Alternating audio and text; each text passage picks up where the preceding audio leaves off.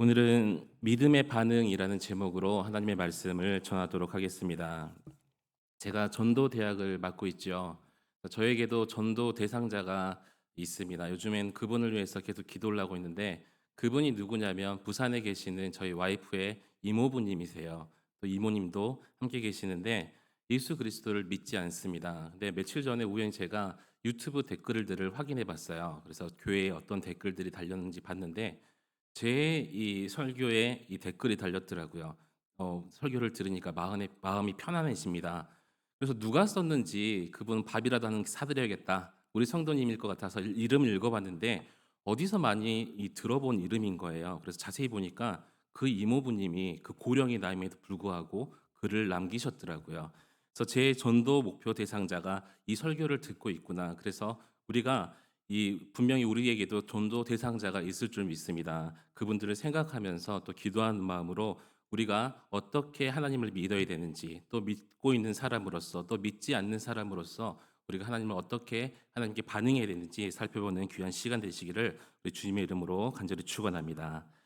이 전도를 하다 보면 종종 사람들에게 듣는 이야기가 있죠. 교회도 좋고 또 사람들도 좋은데 성경 이야기가 너무 허무맹랑하고 너무 믿을 수 없는 이야기가 너무 많아서 심지어는 유치하기까지 해서 성경을 믿고 싶고 교회 다니고 싶지만 너무 비상식적이라는 말을 우리가 가끔씩 듣곤 합니다. 제가 교회 다니는 성도님에게 한번 물어봤어요. 성경에 나오는 모든 기적들이 다 믿어지십니까? 혹시 믿어지지 않는 사건이 있다면 어떤 사건이 믿어지지 않으십니까? 제가 물어본 성도님은요, 아주 신실하시고 신앙이 아주 좋으신 분이십니다.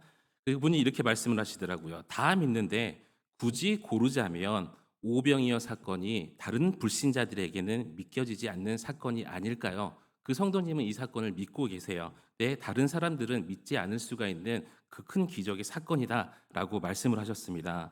살펴보니까 성인 남자만 5천 명이 여자와 아이들까지 하면 무려 1만 명에 가까운 사람들이 물고기 2마리 그리고 떡 5개로 먹고 남음이 있었던 사건이었죠.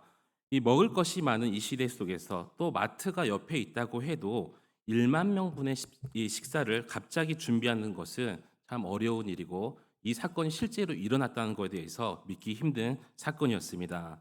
여러분들은 어떻게 생각하십니까? 여러분들도 종종 성경 말씀을 읽다가 또 다른 사람들에게 복음을 전하다가 이런 상황을 접해 보신 적은 혹시 없으십니까? 심지어 이 성경의 기적에 대한 사건들을 믿을 수 없다며 우리가 전도하는데 불편하게 반응하는 사람들을 만나보신 경험은 혹시 없으십니까? 하지만 성경은 기적으로 시작해서 기적으로 마치는 이 하나님의 말씀입니다. 성경을 처음 펴시면 나오는 첫 번째 말씀이 바로 창세기 1장 1절의 말씀이죠. 우리 다 함께 믿음으로 고백해 보실까요? 시작. 태초에 하나님이 천지를 창조하시니라. 아멘. 하나님이 이 세상을 진화하도록 하셨다고 말씀하신 것이 아니라 오래전 아직 시간이 존재하기도 그 전인 바로 태초에 이 세상 천지 만물을 창조하셨다라고 말씀을 하셨습니다. 그런데 그 창조는요, 무에서 유가 창조된 것이죠. 사람들은 작은 것을 가지고요, 크게 만들면 그것을 기적이라고 이야기를 합니다. 또 요즘 과학자들의 유전자 복제 능력이 발달되고 있어서 다양한 복제들을 시도하고 있죠. 이것들을 보면서도 기적이라고, 드디어 우리의 장기도 복제할 수 있겠구나 소망을 가지고 기적이라고 감탄을 합니다. 하지만 하나님께서는 아무것도 없는 무라는 것에서 오직 그분의 말씀으로 존재하도록 만드셨다는 것이죠. 그 기적의 사건이 바로 성경 처음의 시작이라는 것입니다. 또 성경의 가장 마지막 권이 요한계시록인데 계시록 22장 20절에서 21절 마지막 말씀을 보시면 같이 한번 읽어보실까요? 시작. 이것들을 증언하신 이가 이르시되 내가 진실로 속히 오리라 하시거늘 아멘. 주 예수여 오시옵소서. 주 예수의 은혜가 모든 자들에게 있을지어다. 아멘. 2000년 전에 우리 죄를 대신해서 죽었다가 부활하신 바로 그 예수님께서 마지막 시대에 하늘에서 재림하겠다고 약속하신 것이 마지막 성경의 말씀이었습니다. 역시 기적 같은 이야기죠. 결국 성경은 처음부터 마지막까지 우리 인간들의 지식이나 이성으로는 결코 이해할 수 없는 거룩한 하나님의 말씀이 담겨 있다는 것이죠. 그래서 어떤 신학자가 성경에서 인간적 기준으로 비합리적이고 또 비이상적이고 이 비합리적인 부분들을 읽으면서 그런 부분들을 모두 찢어냈더니 나중에는 성경에 가죽 표지밖에 안 남았다라는 이런 우스갯소리도 있었습니다. 오늘 본문은 사도들의 손을 통해서 표적과 기사가 많이 나타났다고 기록하고 있죠. 오늘 본문의 기적은 무엇을 말씀하십니까? 바로 예수님께서 그리스도시며 온 우주 만물의 주인이심을 증거하고 있음을 여러분 믿으시기 바랍니다. 다시 말씀드리면 베드로와 사도들, 베드로와 사도들의 손을 통해서 표적과 이 기사가 일어났다는 것은 사도들의 능력이나 재능이 아니라 단지 그들의 손을 사용하시는 하나님을 보여주는 사건이었습니다. 예수 그리스도가 바로 구원자심을 우리에게 보여주는 사건이라는 것이죠. 그런데 놀랍게도 오늘 본문을 보면 표적과 기사가 일어났음에도 불구하고 우리 믿지 않는 사람들은 이렇게 들었으면 좋겠어요. 예수 그리스도께서 실제로 2000년 전에 이 땅에 오셨음에도 불구하고 모두가 예수님을 믿지 않았다는 것이죠. 사도행전 5장 17절로 18절 말씀입니다. 함께 읽겠습니다. 대제사장과 그와 함께 있는 사람 즉 사두개인의 당파가 다 마음에 시기가 가득하여 일어나서 사도들을 잡아다가 옥에 가두었더니 아멘. 이 기적을 보고도 모두가 믿는 것은 아니라는 것이죠. 똑같은 기적을 보고도 말씀을 똑같이 들어도 어떤 사람은요 하나님 앞에 믿음으로 나아가는 사람이 있고요. 또 어떤 사람은 조금도 은혜를 받지 못하고 오히려 오늘 본문 말씀처럼 강팍하게 반응하는 사람도 있다는 것입니다. 여러분 믿음이라는 것은요 오늘 말씀에 보니까 기적의 유무와 상관없음을 우리에게 말씀하고 계십니다. 기적이 일어나면 더 많은 사람들이 예수님을 믿을 것 같은데 사실은 그렇지 않다는 것이죠. 기적이 일어나도 믿는 사람들이 있는가 하면 믿지 않는 사람들도 분명히 있음을 우리에게 말씀하고 계십니다. 다시 말해서 믿음이라는 것은 기적이 일어났느냐 또 일어나지 않았느냐 이것에 결정되는 것이 아니라 하나님 말씀 앞에서 우리가 어떻게 반응했느냐에 따라서 결정된다는 것입니다. 그렇다면 우리가 하나님 말씀 앞에서 우리는 어떻게 믿음의 반응을 해야 될까요? 첫 번째로 오늘 본문 말씀은 하나님 말씀 앞에 두려움을 가지라라고 우리에게 말씀하고 계십니다. 이 사람들은 죽음이라는 것을 두려워하지요. 특별히 나이가 들면 들수록 죽음에 대해서 생각하게 되기 때문에 죽음에 대해서 이 생각을 하게 됩니다. 그리고 죽음에 대한 깊은 고민과 우리가 그런 생각을 가졌다면 사람들은 지금보다 더 분명히 우리가 살고 있는 삶들을 가치 있고 의미 있게 살려고 노력을 할 것입니다.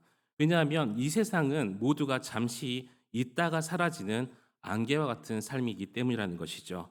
언젠가의 나의 죽음을 생각한다면 굳이 허무한 인생으로 사는 것이 아니라 영원히 있는 풍성한 인생을 살려고 할 것이라는 것입니다. 그런데 문제는 우리가 죽음에 직면했을 때는 그 죽음이라는 것을 두려워하고 고민하게 되지만 정작 일상생활에서는 죽음과 전혀 무관한 인생처럼 우리 모두가 살아가고 있다는 사실입니다. 그러다 보니까 굳이 삶에서는 우리가 죽음을 회피하고 죽음이 두렵다는 사실조차 잊고 살아가고 싶어 한다는 것이죠. 이 장례식장에 가보면 어떤 사람들은 이 고인의 엄숙한 죽음 앞에서 밤새 고스톱을 치는 사람들이 있습니다. 뭐 즐겁게 떠들어야 된다, 뭐 이렇게 말하면서 심지어 술에 취해서 내가 고스톱을 치면서 고를 몇 번 했는데 뭐 피박을 뭐 속였다든지 언성을 높이면서 그 장례식장에서 다투기까지도 합니다. 저는 그런 사람들을 보면서 정말 불쌍한 사람들이라고 생각을 해봤습니다. 한 사람의 죽음 앞에서 그 사람의 죽음을 기억하고 또 두려움을 기억해야 되는데 하투를 치면서 그 죽음을 또 애써 잊으려고 노력하는 것에 불과하기 때문이라는 것이죠. 11절 말씀입니다. 함께 읽겠습니다. 온 교회와 이 일을 듣는 사람들이 다 크게 두려워하니라. 아멘. 저희가 읽지는 않았지만 본문 앞의 사건은 바로 아나니아와 삽비라 부부의 이 죽음에 대한 이야기가 기록이 되어 있습니다. 오늘날로 말하면 교회 평신도 지도자가 갑자기 죽어버린 사건이죠. 다른 사람들은 몰라도 사람들이 봤을 때 그 사람들은 그 부부는 분명히 천국 갈 줄 알았는데 갑자기 죽음을 맞이한 상황이었습니다. 왜냐하면 그들의 이 겉모습은 그 누구보다도 더 헌신하는 사람, 중직자 같은 사람들처럼 보였지만 그들의 마음은 하나님을 속이려는 거짓된 마음과 욕심 때문에 사탄의 지배를 받아오면서 살아왔던 이 모습이 있었습니다. 당시 초대교인들은 그 죽음의 순간에 생각을 했습니다. 자신들도 아나니아와 삽비라처럼 똑같은 마음을 가지고 있는데 그 죽음 앞에서 하나님의 경고의 음성 같은 그 사건을 마주했을 때 사람들이 두려움에 사로잡혔다는 것이죠.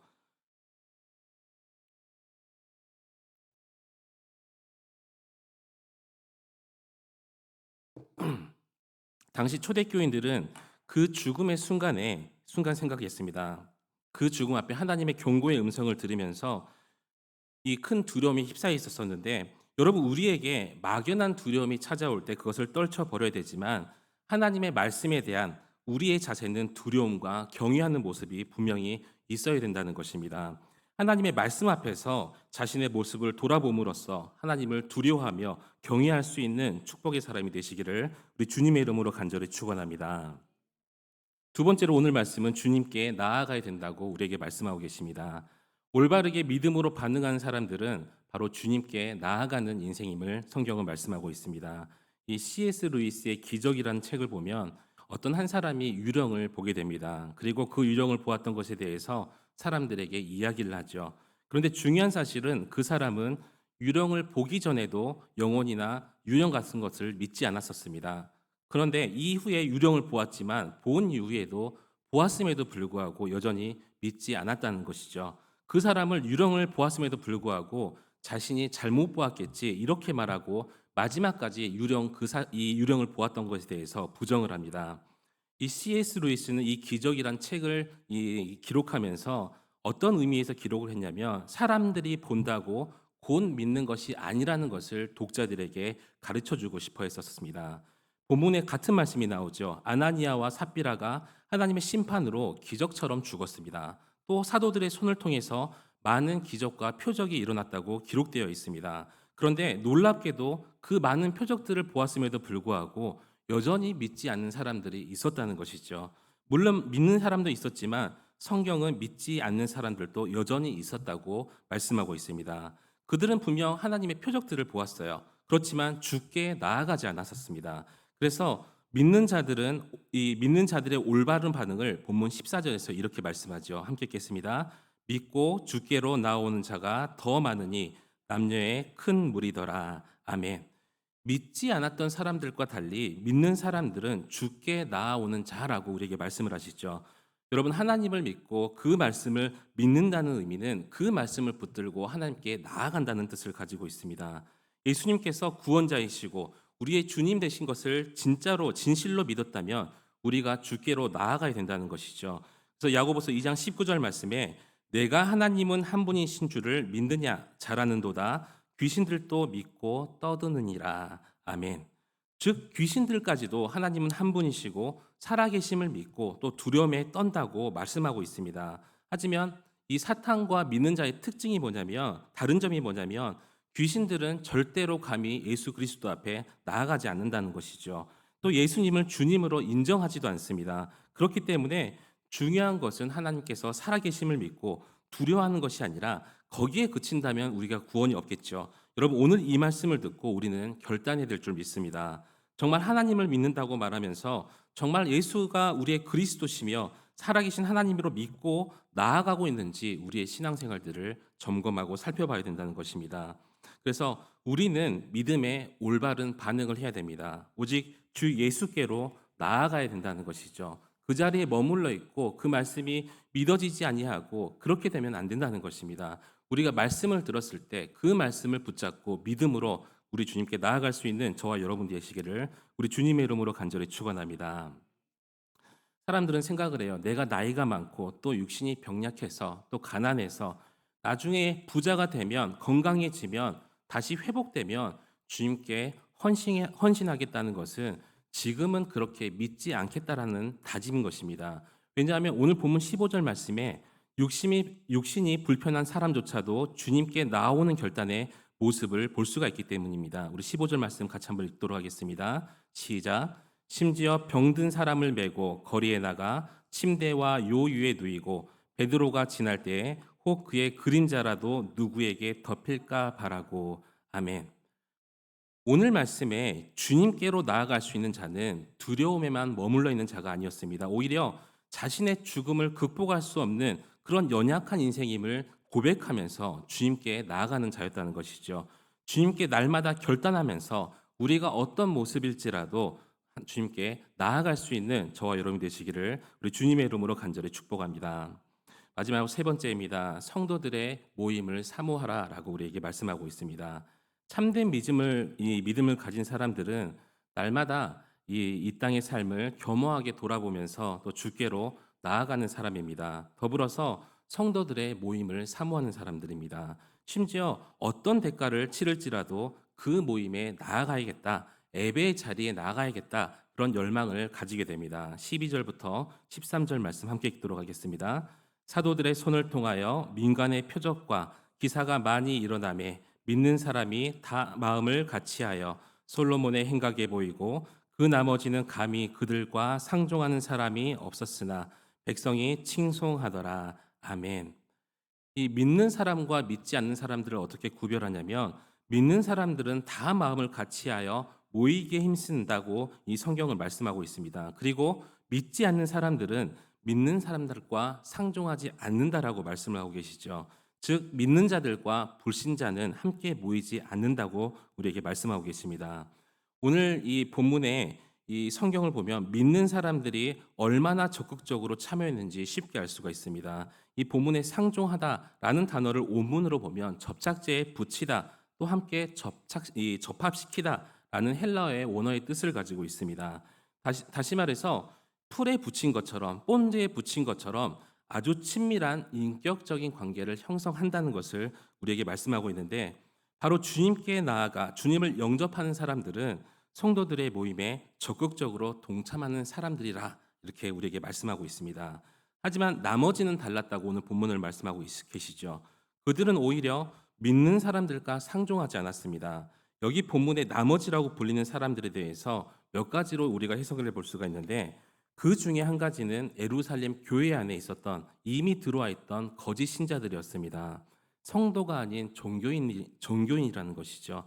그냥 교인들이라고 해석하는 이 본문입니다. 이 사도들이 선포한 이 복음을 듣고 믿는 사람들과 함께 교회로 모인 사람들이었습니다. 오늘날 교회에도 교인 중에 보면 이 주일에 교회야 보니까 생각보다 괜찮고 또 사교적 모임으로 사람들과 만나서 대화할 수도 있고 적당하게 이렇게 예배를 보면 드리는 게 아니라 보면 괜찮겠다라고 말씀하시는 분들도 있습니다. 하지만 이들의 신앙은 편리주의라는 것이죠. 또 자기중심적인 신앙이고 바로 본문의 나머지와 같은 사람들이 바로 이런 사람들이라는 것입니다. 바나바와 같은 사람들이 소유를 팔아서 그 판 것을 가지고 교회의 필요를 공유할 때 그저 혜택만을 누리기를 원하는 사람들이 바로 이 나머지 사람들이었습니다. 교회의 세상적인 유익만을 나누기 원하는 것이죠. 하지만 아나니아와 삽비라가 저주를 받아서 죽는 것을 목격하면서 겁에 질리고 하나님께서 자기의 심령을 보고 계심을 알고 두려움에 사로잡힙니다. 그럼에도 불구하고 이제는 하나님께로 좀 나아갈 법도 한데 주님께 나아가지 않았다는 것이죠. 자신이 여전히 주인이 되어서 살고 싶은 마음 때문에 믿는 사람들을 칭찬하면서도 정작 자신은 믿는 사람들 그 성도의 모임에 속하기를 꺼려했다는 것입니다. 왜냐하면 그 모임에 가면 내가 시간적으로 또 물질적으로 손해 볼 것 같기 때문이었던 것이죠. 예수님처럼 십자가를 다른 사람을 위해서 지기 싫어했던 사람이라는 것입니다. 하지만 히브리서 10장 25절 말씀에 모이기를 패하는 어떤 사람들의 습관과 같이 하지 말고 오직 권하여 그날이 가까움을 볼수록 더욱 그리하자. 아멘. 사람들과의 이 관계가 두려워서 모임에 나가지 않겠다고 말하거나 또 십자가의 사명을 감당하기 싫어서 그것을 거부한다면 그것도 우리들의 믿음일 수가 있습니다. 저는 목사로서 분명히 순종하고 최선을 다해서 그 모임에 나갈 때, 그 모임 속에서 하나님께 영광 돌릴 때 하나님께서 우리에게 분명히 친히 함께 하시고 일하시고 또 기적도 우리에게 베풀어 주실 것을 확신합니다. 오늘 본문에서 하나님의 말씀과 이 성도들의 모임이 사모되지 않는 사람은 진실된 믿음을 가진 사람이 아니라고 말씀하십니다. 참된 믿음을 가진 사람은 하나님을 두려워하기 때문에 주께로 나아가는 사람입니다. 더불어서 성도들과 함께 하나님의 나라와 하나님의 그 의를 위해서 모이기에 힘쓰는 사람들입니다. 여러분 바로 그 믿음의 주인공들이 저와 여러분 되시기를 우리 주님의 이름으로 간절히 축원합니다. 말씀 뵙도록 하겠습니다. 중국에 열방 학교가 있습니다. 거기에 최하진 선교사님께서 계시는데 이 최하진 선교사님께서 쓴 책이 반응이라는 책이 있어요. 이 최하진 교수님은 카이스트에서 화학공학으로 박사학위를 받으신 분이고요. 또 미국 스탠포드 대학교에서 연구 교수로 이 재직을 하고 있었습니다. 어려서부터 교회는 다니고 있었지만 그 마음속에는 참된 믿음이 없었던 흔히 말하는 교회는 다니나 구원받지 못하는 이런 교인이었습니다. 이 최하진 선교사님께서 대덕 연구소에 있을 때 이 퇴근하고 나면 그 연구원들과 늘 하투를 쳤다고 해요. 돈을 잃지 않기 위해서 늘 광만 팔아서 별명이 광팔이었다고 합니다. 또 저녁에는 유성의 한 호텔 스카이 라운지에서 예전이니까 썸씽 스페셜, 저도 책에서 봤는데 이게 뭔지 찾아보니까 예전에는 좀 귀했던 양주라고 하더라고요. 위스키. 그래서 그것을 마시면서 스스로 나는 대한민국의 1%야. 나는 특별한 사람이야. 이런 마음을 가지고 살았다고 합니다. 그런데 어느 날 또 이 똑같은 일상 속에서 또 광을 팔고 집으로 돌아오다가 문득 이런 생각이 들었다고 합니다. 정말 이렇게 광만 팔고 살아도 될까? 그리고 갑자기 찾아온 불안감 때문에 집에 고이 모셔두었던 성경책을 읽기 시작했습니다. 창세기를 읽던 도중에 아브라함을 부르시는 장면을 보고 재미없어서 그냥 넘기다가 아브라함의 아버지 데라가 이 데라의 이름이 나오는 순간 그 최하진 선교사님께서 굳어버렸다고 합니다. 왜냐하면 데라는요 그의 식소들을 데리고 갈대아 우르를 떠나서 가나안으로 가는 도중이었지요. 그런데 그 도중에 하란에 정착했고 가나안이 아닌 하란에서 머물다가 의미 없이 그냥 죽었다라고 성경은 기록하고 있기 때문이었습니다. 아무런 의미 없이 부름을 받았음에도 불구하고 그냥 죽어버린 이 데라의 모습이 나의 모습처럼 연상이 됐다는 것이죠. 낮에는 정말 지적인 사람, 교수로 또 과학자로 살았지만 밤에는 유흥의 물결에 휩쓸려서 여기저기 기웃거리는 또 밤거리를 탐닉하고 싶어하는 자신의 모습을 보면서 결국 하나님 앞에 엎드리게 되었고 하나님께로 나아갈 수 있는 사람이 되었다는 것입니다. 이 선교사님은 주님을 위해서 자신의 인생을 전부 걸 수 있는 사람이 되었습니다. 지금 그 선교사님은 이 중국의 젊은이들에게 복음을 전하기 위해서 미국의 그 스탠포드 교수라는 직위를 내려놓고 자기 꿈꾸는 삶, 앞으로의 보장된 미래를 다 내려놓고 중국에서 열방학교를 세워서 가장 낮은 자리에서 섬기고 있다는 것입니다. 이 선교사님께서 반응이란 책에서 이렇게 말씀을 하십니다. 능력 있는 그리스도인은 하나님께 반응하는 자이다. 여러분 하나님께 반응하는 사람이 바로 참된 믿음을 가진 사람입니다. 하나님을 두려워하기 때문에 그런 반응의 모습을 가지고 주님께 나아갈 수가 있고요. 주님께 자신의 전 인생을 걸 수 있는 하나님을 두려워하기 때문에 전 인생을 걸 수 있는 사람이 될 수가 있고요. 성도들과 함께 하나님의 나라와 그 의를 위해서 담대히 나아갈 수 있는 사람이 된다는 것입니다. 그런 사람이 바로 지금 하나님께서 찾고 계시는 사람이라는 것이죠. 그 주인공이 저와 여러분이 되시기를 우리 주님의 이름으로 간절히 축원합니다. 오늘 이 시간 함께 기도하시기 원합니다. 하나님 말씀에 우리가 무감각해지는 것이 아니라 주님께서 주신 말씀에 두렵고 떨림으로 또 경외하는 마음으로 반응할 수 있는 우리의 모습이 되게 하여 주시옵소서. 아버지 주님 말씀에 우리가 제자리에 서 있거나 또 우리의 신앙이 도태되는 것이 아니라 주님께 나아가는 자 되게 하여 주시옵소서. 마지막으로 성도들의 모임을 사모할 수 있는 자 되게 하여 주시옵소서. 그리고 마지막으로 우리 이틀 뒤에 있을 정교인 수련회를 위해서 함께 주님의 이름 한번 부르시고 뜨겁게 기도하시겠습니다.